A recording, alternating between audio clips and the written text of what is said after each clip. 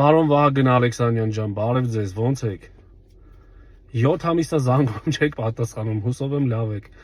Ես լավ չեմ։ Հիշում եք, որ 7 ամիս առաջ եկել էի, խնդրում էի, որ այս TikTok-ի այս վիժվածքների դեմը առնենք։ Արդեն իմ ընտանիքին են կպնում։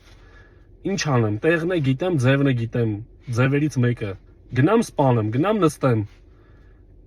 Ընտանիքս մնա առանց ինձ, նրա ընտանիքն է դժբախտանա։ Եկեք դեմը առնենք, էլի դժվար բան կա, ես շարքային քաղաքացի, կարող եմ գտնեմ։ Մի հատ բլոգ ստեղծելի ինչ է, այս ինչքան պարապ են մեր իրավապահներից շատերը, որ սպեցի աշխատողները մտնում են ստես վատ բաներ են անում։ Այդ ո՞նց է ալնում։ Էլ գողական են քրվում, էլ դերասան ու երգիչ երգչու են քրվում, վարչապետ ու նախագահ են քրվում, քաղաքական գործիքներին են քրվում։ Չի լինի, չէ՞։ Շատ եմ խնդրում, եկեք այս հարցի դեմ առնենք, ես եկա ձեր հետ հանդիպեցի, ինձ սարքեցին, չգիտեմ, Նիկոլական, արդեն այդ դրանից էլ եմ գժվել։ Ու այս կողմ հետ հանդիպում ես, դառնում ես Նիկոլական, այն կողմ հետ հանդիպում ես, դառնում ես նախկինական։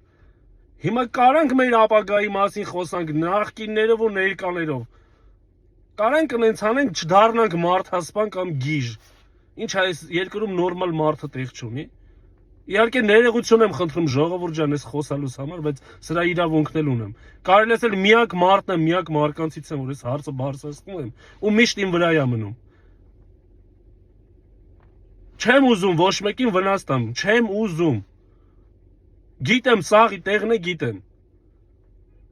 Խնդրում եմ այս հարցին, թեգեք թող վարչապետն է տենա, թող այդ ընդդիմադիրներն էլ տենան, թող սաղ տենան ներկա, նախկին, ապագա, անցյալ։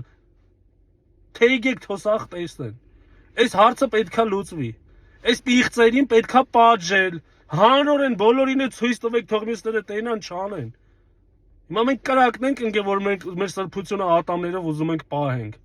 Ինչ անենք, թքենք անցնենք առաջ, դե հա ինտերնետով է, ուրեմն նորմալ է, դե հա դե ինտերնետով է։ Դե ձեզանից որ մեկի նկարը կամ երեխու կամ կնոջ նկարը դնեմ, վատ բաներ խոսամ, ասելու եք նորմալ է։ Խնդրում եմ հարցին լուծում տվեք։ Շնորհակալություն։